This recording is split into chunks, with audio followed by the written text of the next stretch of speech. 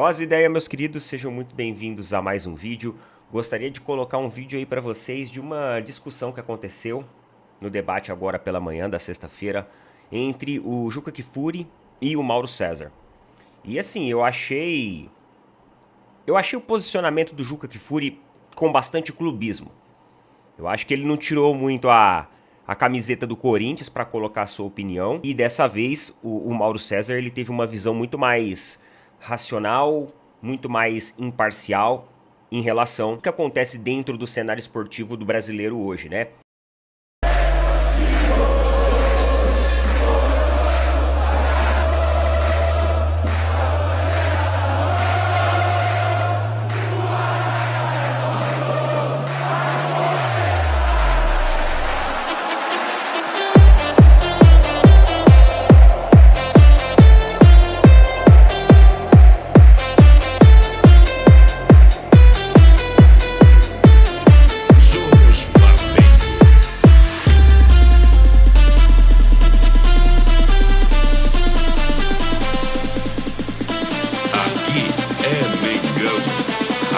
Onde existe a terminologia de espanholização do futebol brasileiro, referente principalmente ao, entre aspas, domínio, mesmo que de forma temporária, de Palmeiras e Flamengo nas últimas temporadas. Então eu vou colocar esse trecho onde eles falaram sobre isso e a gente já volta para concluir.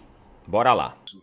A espanholização não se dará no futebol brasileiro porque os clubes que não têm o tamanho de torcida que tem Flamengo, Corinthians, São Paulo, Palmeiras, Vasco, né, os 5 mais populares, os que não têm número suficiente de torcedores para que, bem administrados, façam frente a esses que têm toda essa massa torcedora.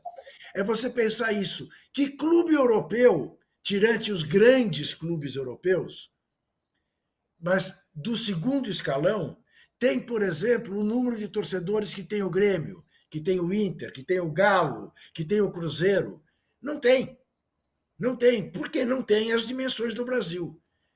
Então, esses clubes brasileiros, com mais de 1 milhão de torcedores, bem geridos, não permitirão que haja espanholização.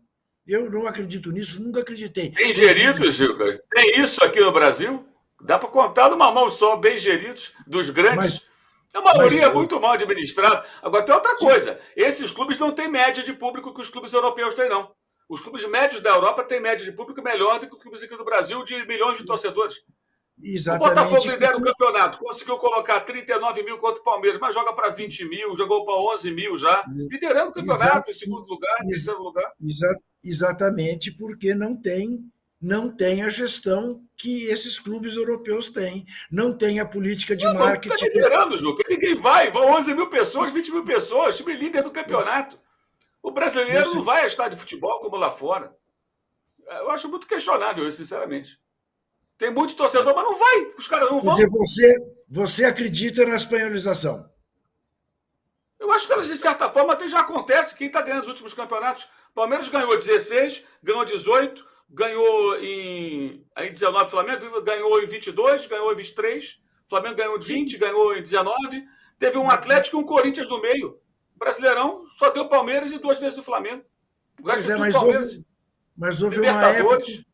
Mas houve uma época que o Santos mandou no futebol brasileiro, depois houve uma época que o São Paulo mandou, que o Flamengo mandou. Que eu quero dizer o seguinte, outra época não tinha Brasileirão, só tinha Rio e São Paulo. Mas o que eu quero dizer... Diferente. Eu acho que, de certa forma, isso já acontece. De certa forma, já acontece. Os outros devem ficar atentos. O Corinthians, por exemplo, tem torcida aberta. Vai competir com o Palmeiras? Não vai competir. Está competindo para não cair. O Grêmio tem torcida, está competindo para não cair. E os outros que estão competindo lá em cima, porque é SAF. Aí chega alguém de fora, o mercado desregulamentado, mete dinheiro, compra jogador. E vocês viram o João Textor reclamando da folha salarial do Bahia? É uma brincadeira. Por que você dá tanta atenção ao que ele tem a dizer? Sinceramente, eu não sei por que você dá tanta atenção. E ainda fica ditando regra. Eu estou avisando aqui ao Palmeiras, ao Flamengo, que se eles não abriram o olho com o Bahia, é uma brincadeira, cara.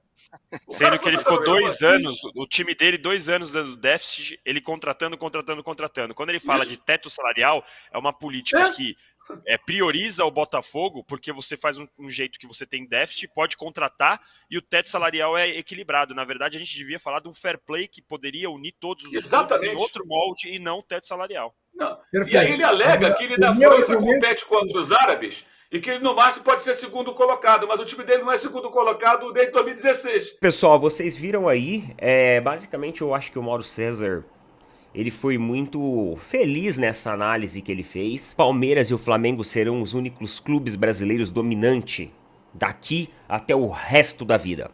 Não.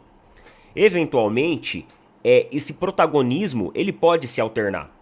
Só que nós já temos aí, nos últimos 6, 7, 8 anos, isso vem acontecendo. E esse protagonismo ele não é apenas um protagonismo esportivo. Ele também é um protagonismo estrutural. Ele é um protagonismo financeiro. Eu acho que você fechar os olhos para isso e dizer que não acredita, você simplesmente está sendo negacionista o suficiente para não acreditar em algo que já está acontecendo e que está à nossa frente. E quando a gente pega, por exemplo, outros clubes do cenário esportivo, que hoje, entre aspas, se destacam, a gente tem uma injeção financeira que ocorre nas temporadas, só que com o acúmulo de um prejuízo em uma dívida que vai se tornando uma grande bola de neve.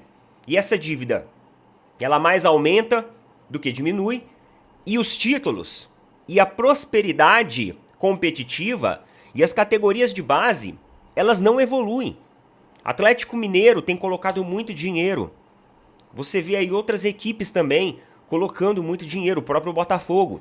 E até agora, você não consegue enxergar ainda uma solidez dessas equipes. Porque quando você acha que elas vão, talvez, partir ali para uma decolagem, mais uma vez, elas terminam o ano sem grandes conquistas e também com dívidas acumuladas ali. Hoje, as duas equipes do futebol brasileiro que são autossustentáveis, elas são Flamengo e Palmeiras. São equipes que, se não conquistarem nada nessa temporada, no final do ano, o balanço financeiro não vai ser negativo.